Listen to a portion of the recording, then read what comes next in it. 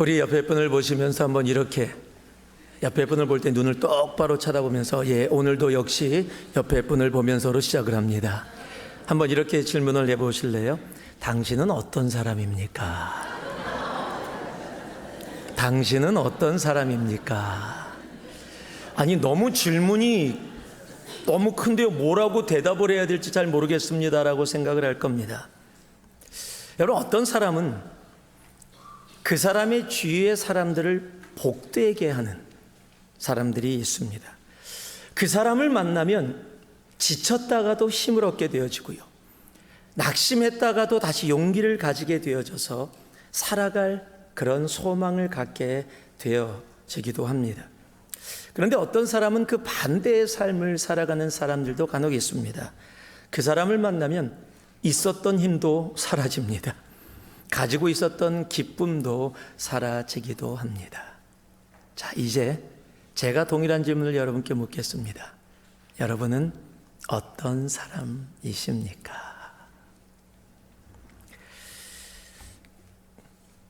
제 삶 속에 참 기억나는 분이 계십니다. 물론 제 인생의 만남 가운데 참 많은 분들이 계셨고, 많은 분들을 통해 제가 귀한 은혜를 많이 받았습니다.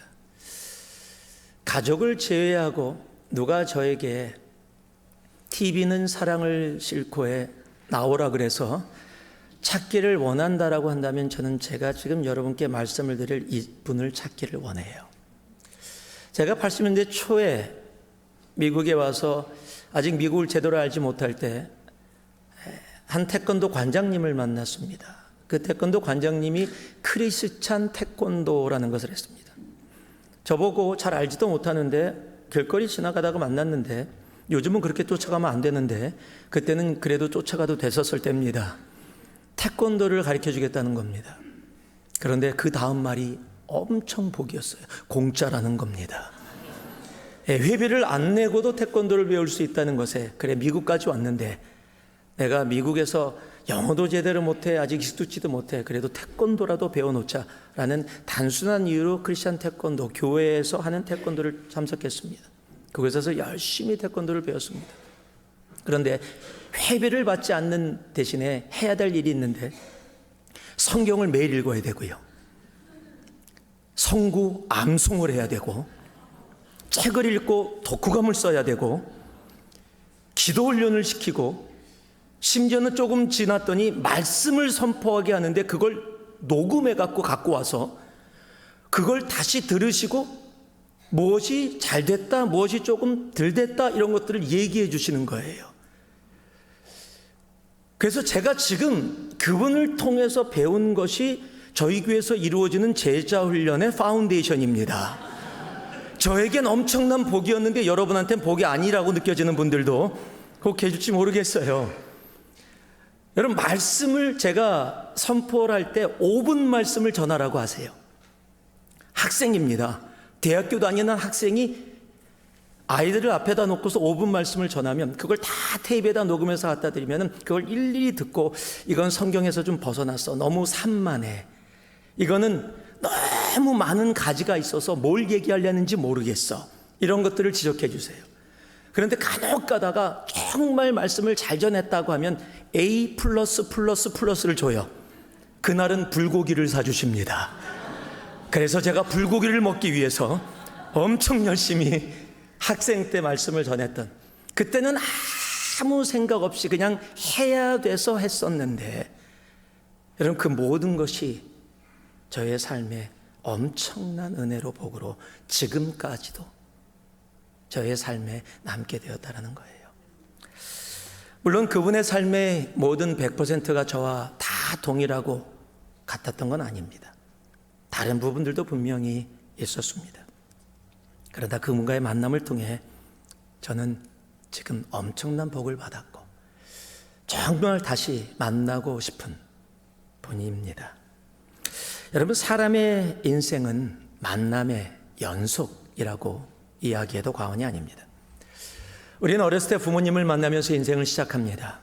그리고 자라면서 친구, 그리고 배우자, 그리고 자녀, 그리고 우리는 예수님을 만나고 교회 공동체의 형제 자매들을 만납니다. 이 모든 만남의 과정을 통해서 지금의 내가 존재하고 있다라고 이야기해도 결코 틀린 말은 아니라는 것을 우리는 너무도 잘 압니다.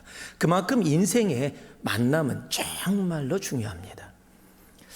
우리 인생의 만남을 그냥 심플하게 두 가지로 나눠서 이야기한다면 내가 어찌할 수 없는 만남과 내가 어찌할 수 있는 만남으로 이야기할 수 있을까요?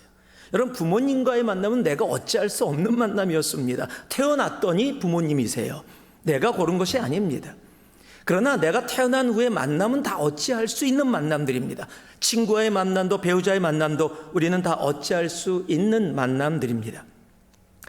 우리의 삶에 어찌할 수 있는 만남 중에 가장 우리의 삶에 큰 영향을 끼친 만남이 있다면 바로 예수님과의 만남이지요. 여러분, 예수님을 만나기 전에는 우리는 어둠에서 살던 존재입니다. 어둠의 자식들이었습니다. 영원한 지옥을 향해서 아주 열심히 뛰어가던 존재들이었습니다. 그런데 예수님을 만났습니다. 그리고 하나님의 자녀가 되어졌어요. 영원한 지옥을 향해 달려가던 우리의 인생이 영원한 생명을 향해서 달려가는 인생으로 바뀌었다는 사실입니다. 여러분, 예수님과의 만남이 나의 영원함을 바꿔버리셨어요. 여러분, 이처럼 귀하고 복된 만남은 세상에 존재하지 않는 것입니다.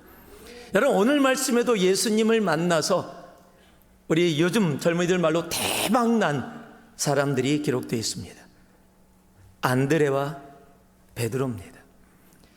로마의 식민지로 아무도 알아주지 않는 갈릴리라는 시골에서 그저 살기 위해서 고기를 잡던 사람들이 세상을 변화시키는 예수 그리스도의 사도, 하나님의 제자가 되어졌습니다. 여러분, 인생 엄청나게 대박난 겁니다. 예수를 만나서 인생이 완전히 바뀌어버렸어요. 엄청난 하늘의 복 가운데 거하게 되어진 겁니다. 그런데 우리들이 알아야 할 것이 있습니다. 안드레와 베드로, 그리고 이들이 예수를 만나기까지 그 복된 만남을 그들의 삶에 가져온 사람이 있다라는 사실입니다. 바로 오늘 말씀에 나오는 침례 요한입니다. 여러분, 요한은 수많은 사람들을 예수를 만나게 했고, 그리고 그렇게 예수를 만난 대박난 사람들이 이 땅 가운데 있게 했었다라는 사실입니다. 여러분, 우리의 삶에 우리가 기뻐하는 좋은 만남이든 그렇지 않은 만남이든 그 만남에는 그 만남을 이어주게 한 매체나 사람이 꼭 존재합니다. 한국말에 친구 따라 강남 간다라는 말이 있습니다. 친구 따라서 강남 갔더니 인생 대박난 사람들도 있고요. 친구 따라 강남 갔더니 인생 정말 망친 사람도 혹 있을지 모릅니다. 그런데 요한과의 만남은 요한 따라 강남 갔더니, 요한 따라 갈릴리 갔더니, 놀라운 요한 따라 예수님께 갔더니 인생이 대박나는 삶을 살아가게 됩니다. 이 만남으로 수많은 사람들이 지옥에서 생명으로, 절망에서 소망으로, 어둠에서 빛으로 나아가게 되어집니다. 한마디로 얘기하면 요한은 그 주위의 사람들, 다른 이들을 복되게 하는 삶을 살았다는 사실입니다. 여러분, 우리도 오늘 말씀을 내 가슴에 담으면서 하나님, 나로 내 주위의 사람들을 하늘의 복으로 복되게 하는 인생을 살게 하여 주시옵소서. 내가 가는 곳에 절망이 소망이 되게 하시고, 지옥이 천국 되게 하시고, 낙심이 용기 되게 하여 주셔서 하나님, 그들의 삶에 나의 존재가, 나의 삶이 그들에게 복되는, 하늘에 복되는 인생 되게 하여 주시옵소서. 여러분, 그렇게 정말 결단하고 이 한 주를 살아갈 수 있는 우리가 되어지기를 주님의 이름으로 축복하고 축복합니다. 그렇다면 오늘 말씀이 어떠한 삶이, 어떠한 모습이 다른 이들을 복되게 하는 삶이 되어질 수 있을까요를 알게 합니다. 31에서 34절 말씀을 제가 읽어드릴게요. 나도 그를 알지 못하였으나 내가 와서 물로 세례를 베푸는 것은 그를 이스라엘에 나타내려 함이라 아니라, 요한이 또 증언하여 이르되 내가 보매 성령이 비둘기같이 하늘로부터 내려와서 그의 위에 머물렀더라. 나도 그를 알지 못하였으나 나를 보내어 물로 세례를 베풀라 하신 그이가 나에게 말씀하시되 성령이 내려서 누구 위에든지 머무는 것을 보거든 그가 곧 성령으로 세례를 베푸는 이인 줄 알라 하셨기에 내가 보고 그가 하나님의 아들이심을 증언하였노라 하니라. 자, 한번 따라해 주시기 바랍니다. 예수님을 알아야. 예수님을 알아야. 그렇습니다. 예수님을 알아야 다른 이들의 삶을 복되게 합니다. 이곳에 나오는 요한도 처음부터 예수님을 알았던 것이 아니라는 사실이에요. 나도 그를 알지 못했으나를 반복합니다. 그런데 하나님의 말씀을 듣고 성령이 누구 위에 머무는 것을 보거든 그가 성령으로 침례를 베푸는 사람인 줄 알라 했더니 예수 위에 성령이 임하시는 것을 보고 이제 알게 된 겁니다. 그가 예수다, 그가 메시아다. 그리고 나서 그의 삶이 그를 증언하는, 테스티파이하는 삶이 되어졌다라는 사실입니다.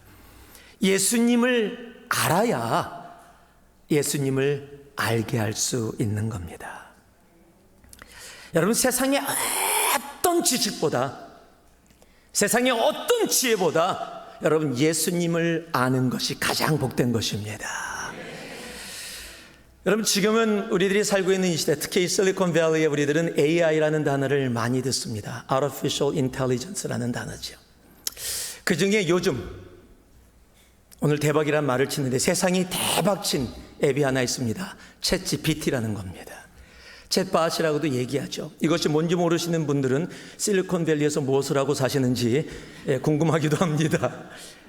이 챗봇이라는 것이 이제 예전에 단순하게 내가 물으면 단답을 하던 것이 아니라 사람처럼 대화가 가능하고 내가 요구하는 것을 만들어서 주는 존재가 되어진 겁니다.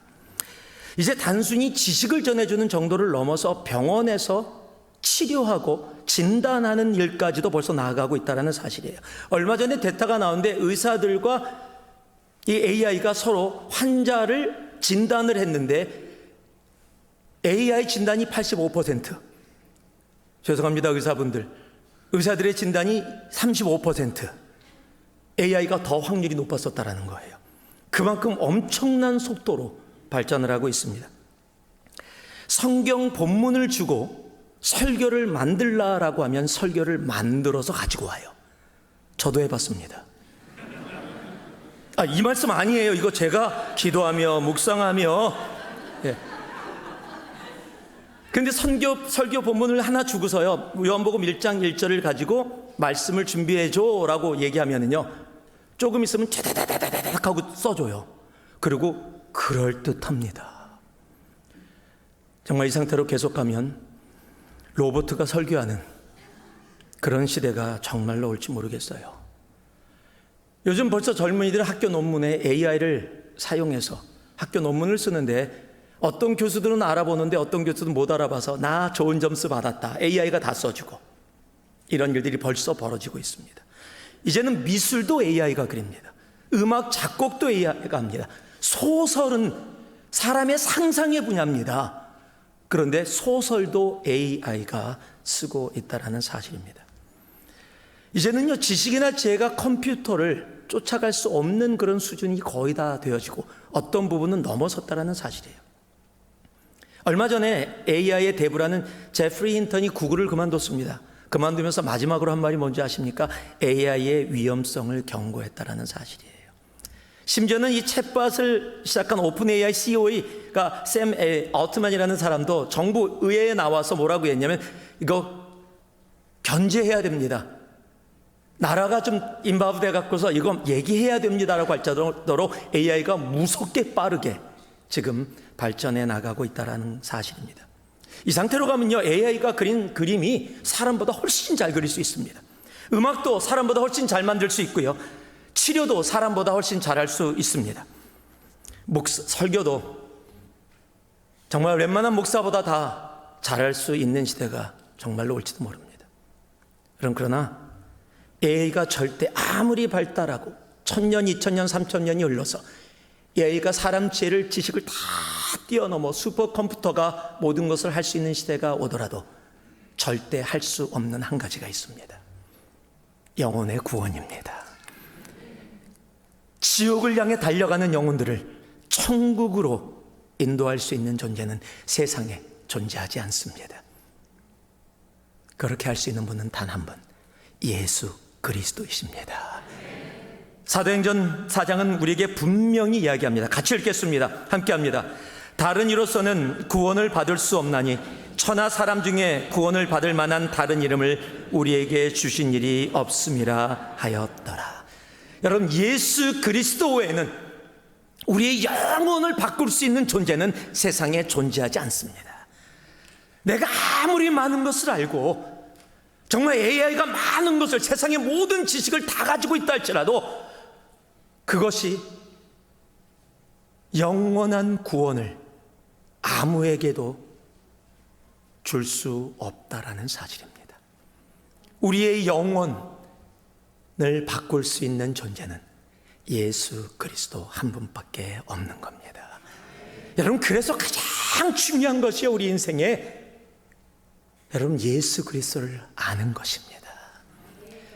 여러분, 세상에 내가 모든 것을 갖고 있다고 할지라도 예수 그리스도를 알지 못하면 여러분 그것처럼 불쌍한 인생은 없는 겁니다. 이 세상에서 많은 것을 누리고 그 인생의 끝이 지옥이라면 여러분 그것처럼 비참한 것이 없는 겁니다. 더 망한 겁니다.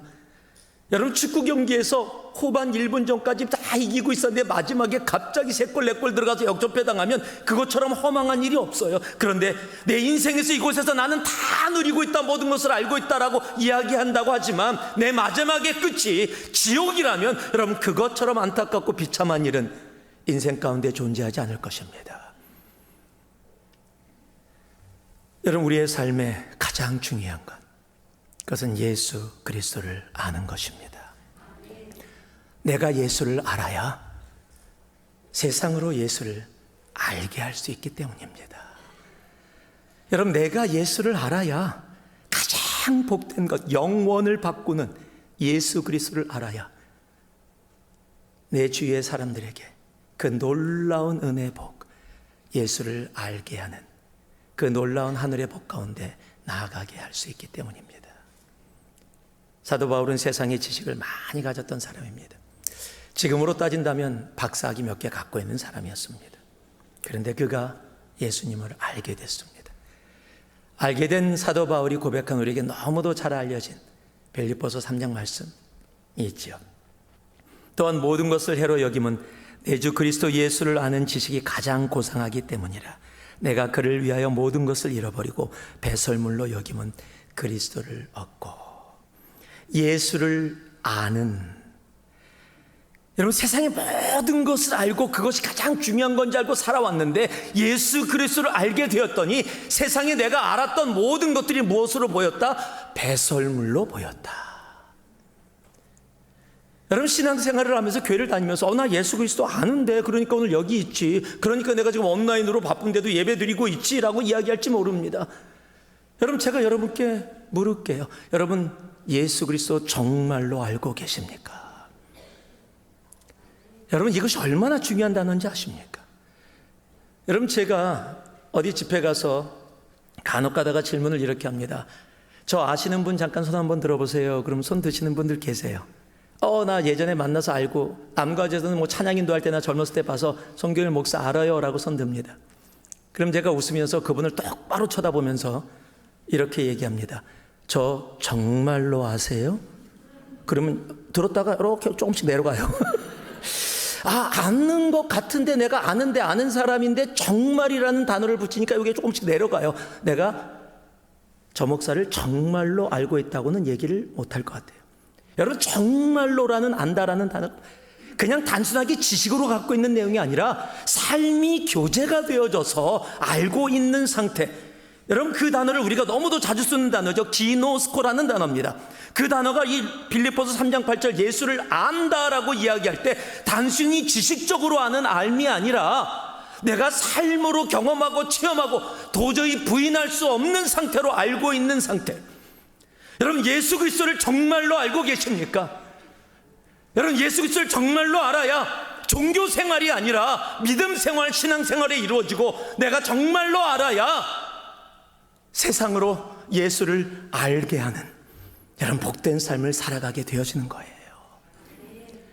여러분 교회를 오래 다녔으면서도 내 가족이 예수를 안 믿는데도 별로 상관이 없어요. 언젠가는 믿겠지요 뭐. 나는 이해가 되어지지 않아요. 어떻게 그렇게 반응할 수 있어요? 언젠가가 언젠데요. 여러분 내가 사랑하는 내 자녀들이, 내 부모가, 내 형제가, 내 자매가, 내 친구들이 예수를 알지 못해 영원한 지옥을 향해 달려가는데 언젠가는 믿게 되겠지요. 여러분 그렇게 이야기한다라는 것은 저는요 조심스럽지만 확실하게 묻고 싶어요. 정말 예수를 알고 계십니까? 예수를 안다면 그럴 수 없습니다. 내가 예수를 알고 내 삶이 지옥에서 생명으로 영원한 천국으로 옮겨졌다면, 예수를 아는 삶이 무엇인지 안다면, 내 주위에 예수를 알지 못하는 사람들을 그냥 놔두면서도 전혀 마음에 부담이 없는, 내가 사랑한다고 이야기하는 사람들을 그냥 놔두면서도 언젠가는 되겠지라고 생각하고 있다면, 여러분 그것이 정말 예수를 안다라고 이야기할 수 있는 것일까요? 여러분 예수를 알면 예수를 알게 합니다. 그리고 예수를 알아 그 영혼이 지옥에서 천국으로 옮겨지는 세상이 줄 수 없는 놀라운 복된 삶을 그들에게 나눠주게 되어지는 거예요. 예수를 알고 계십니까? 예수를 아십니까? 여러분 예수를 알고 살아가는 우리가 되어지기를 소망합니다. 내가 지식적으로 그냥 종교적으로 내가 예수를 알고 나아가고 살아가고 있었다면, 오늘 다시 한번 주님 앞에, 주님 내가 주님이 그리스도임을, 나의 구원자심을 안다고 이야기하면서 하나님 내 삶은 알지 못하는 것처럼 살아가는 나의 삶이 있다면 오늘 주님 앞에 회개해야 합니다. 예수 그리스도를 알아. 하나님 예수 그리스도를 알지 못하는 세상, 복이 아니라 저주 가운데 거하고 있는 이 세상을 향해 주님의 복, 십자가의 복을 가지고 예수를 알게 하는 나의 삶 되게 하여 주시옵소서. 여러분 예수를 알아야, 예수 그리스도를 알아야 세상을 진정으로 복되게 하는 삶을 살아갈 수 있게 되어집니다. 오늘 기도 가운데, 말씀 가운데, 예배 가운데 정말 예수 그리스도를 기노스코 하는, 그래서 사도 바울의 고백이 아니라 나의 고백으로 내가 지금까지 알아왔던 세상의 모든 것들이 다 배설물로 보여지는, 그것이 예수 그리스도를 진정으로 아는 이런 삶의 모습이기 때문입니다. 예수 그리스도를 아십시오. 예수 그리스도를 알아야 합니다. 그래야 세상을 복되게 하는, 내 주위의 다른 이들을 복되게 하는 삶이 되어집니다. 내가 예수를 알아 그 복된 삶 안에 거하여야 다른 이들을 복된 삶으로 인도할 수 있기 때문입니다. 35절에서 37절 말씀을 제가 읽어드립니다. 또 이튿날 요한이 자기 제자 중 두 사람과 함께 섰다가 예수께서 거니심을 보고 말하되, 보라 하나님의 어린 양이로다. 두 제자가 그의 말을 듣고 예수를 따르거늘. 예수님을 알아 예수님으로 세상을 복되게 하는 인생, 그리고 오늘 말씀에서 또 한 가지를 우리들에게 얘기해 줍니다. 자, 한번 따라해 주시기 바랍니다.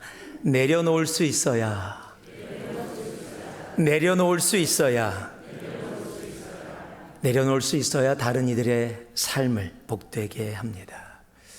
여러분 지금 세상은 소유로 사람을 판단합니다. 지금 우리가 살고 있는 이 세상에 세계 1위 부자가 돈을 얼마를 갖고 있는지 아십니까? 당연히 모르실 거예요. 몇백억이 아닙니다. 2137억 달러입니다. 여러분 2137억 원만 있어도 좋겠어요. 그런데 2137억 달러입니다. 여러분 엄청난 돈을 한 사람이 갖고 있어요. 여러분 우리가 잘 아는 테슬라 일론 머스크, 세계 1위를 했던 적이 있던 사람입니다. 아마존의 제프 베이조스도 세계 1위를 했던 적이 있습니다. 투자의 귀재라고 불리는 워런 버핏도 세계 가장 부자를 했던 적이 있어요. 마이크로소프트의 빌 게이츠도 세계 1위 부자였던 적이 있습니다. 그런데 지금 이 사람들이 1등이 아니에요. 지금의 1등의 일이 누구냐면 베르나르 아르노.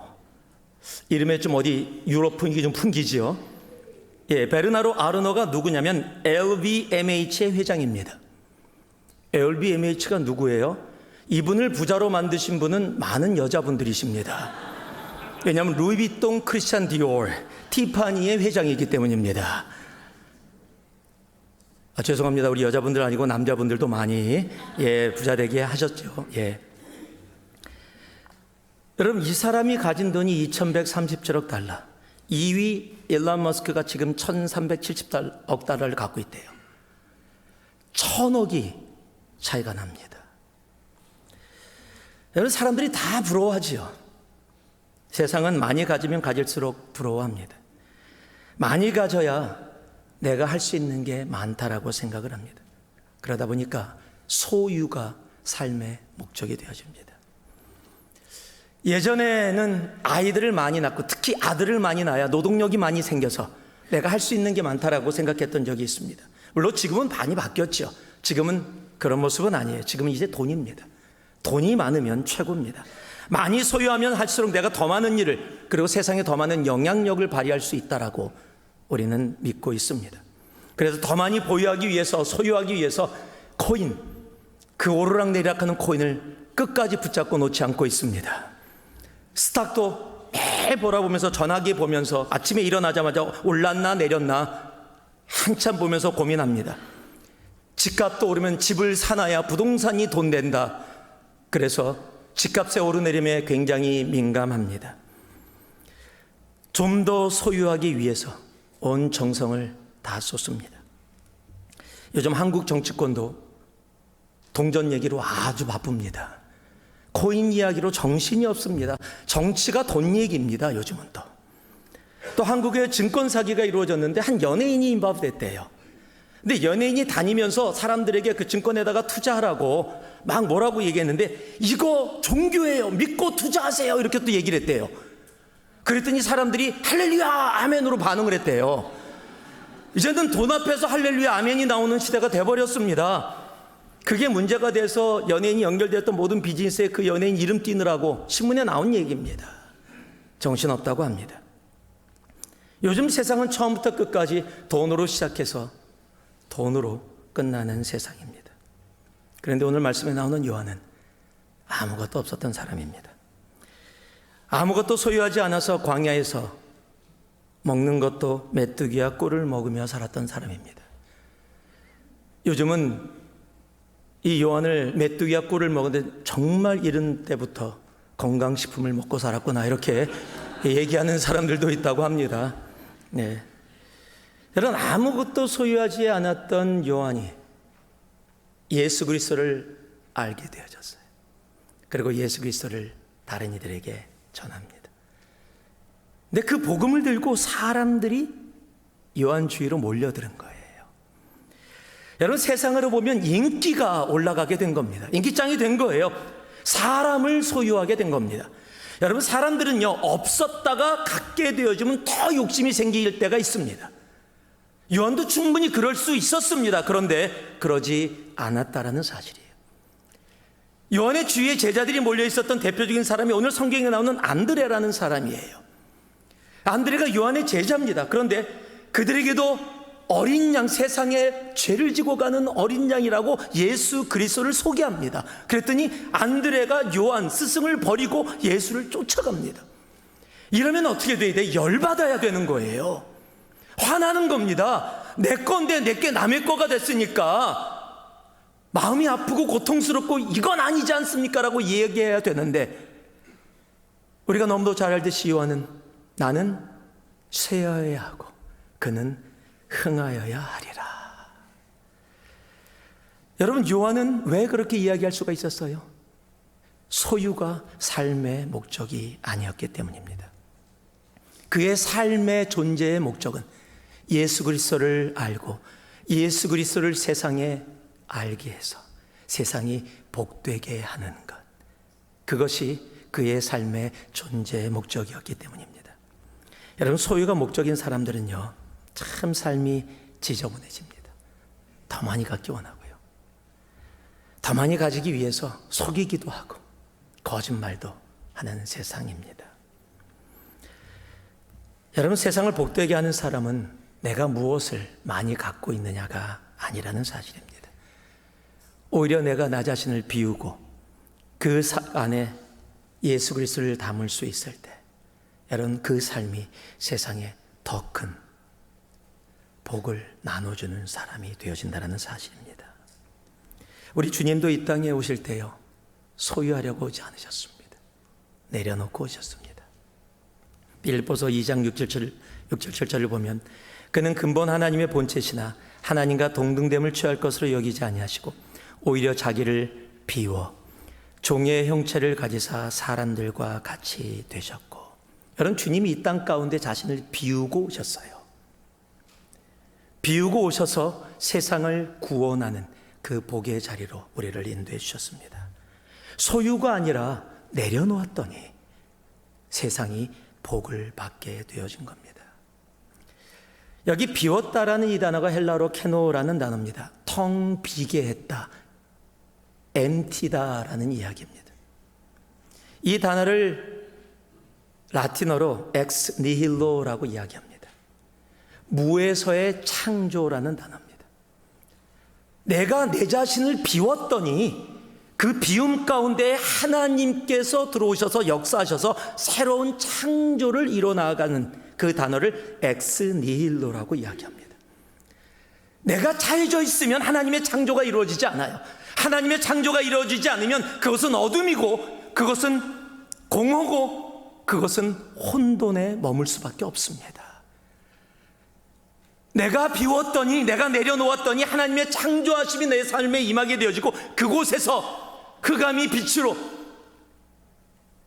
공허가 충만함으로 혼돈이 질서로 변하는 놀라운 창조의 역사가 이루어지는 거예요. 내가 비워야, 내려놓아야 여러분, 세상을 복되게 하는 삶을 살아가게 되어지는 겁니다. 여러분, 이 삶을 다른 단어로 이렇게 얘기할 수 있습니다. 예수로만 만족하는 삶. 나를 비우는 삶은 다른 게 아닙니다. 나를 내려놓는 삶은 바로 예수로만 만족하는 삶이라는 사실입니다. 우리가 예수로만 만족하며 나아가는, 정말 그로 인해 우리의 삶이 예수를 알고 세상에 예수를 소개함으로 세상을 복되게 하는 우리의 삶 되기를 살아계신 예수 그리스도의 이름으로 축복하고 또 축복합니다. 말씀을 마무리하겠습니다. 여러분, 우리의 삶은 만남의 연속입니다. 살면서 누구를 만나느냐에 따라 나의 삶이 복되기도 하고 그렇지 않기도 합니다. 그래서 우리는 만남을 참 중요하게 생각합니다. 그래서 우리는 내가 누구를 만나야 정말 복된 삶을 살 수 있을까를 생각합니다. 그러나 내가 누구를 만나야 복된 삶을 살 수 있을까 생각하기 이전에 나와의 만남을 갖는 사람들이 정말 하늘의 복 가운데 나아가고 있는가, 아니면 그렇지 않은가를 먼저 생각하는 우리가 되어줘야 합니다. 내가 내 인생, 지금까지 살아온 나의 인생 가운데 나를 만났던 사람들이 하늘의 복 가운데 거하고 있는지, 아니면 그렇지 않은지, 지금 나를 만나는 사람들이 나로 인해서 하늘의 복 가운데 나아가고 있는지, 아니면 그렇지 않은지를 우리는 다시 한번 돌아볼 수 있어야 합니다. 만약에 그렇지 못한 삶이 나의 부분에 조금이라도 있다면 오늘 주님 앞에 회개하고 결단하며 나아갈 수 있는 우리가 되어지기를 소망합니다. 여러분, 복된 삶은 예수를 아는 데부터 시작합니다. 머리로 아는 것이 아니라 내 영으로, 내 삶으로 아는 데부터 시작합니다. 예수를 알아야 세상을 복되게 할 수 있습니다. 그리고 세상의 것으로 소에서 꽉 차 있으면 아무것도 못하는데, 주님이 내려놓으신 것처럼 내가 내려놓으면 하나님은 그 엑스니힐로에서 하나님의 놀라운 창조의 은혜를 시작하십니다. 여러분, 그곳에 하늘의 놀라운 복이 임하게 되어지는 겁니다. 여러분, 세상 것으로 소유하고 만족하려고 하지 않고 예수로만 만족하는 우리가 되어지기를 소망합니다. 말씀을 마무리하겠습니다. 기도합니다. 사랑의 아버지 하나님, 나의 삶이 다른 이들의 삶을 복되게 하는 삶 되게 하여 주옵소서. 예수님을 알아 세상의 소유에 내 시간과 내 마음을 뺏기는 우리가 아니라 예수님을 알아 예수님만으로 만족하는 바로 그 삶. 그러니 우리의 삶 가운데 엑스 닐로의 놀라운 무에서의 창조를 이루시는 하나님의 놀라운 기적을 보는 삶. 그 삶이 오늘 나의 삶, 우리의 삶 되게 하여 주시옵소서.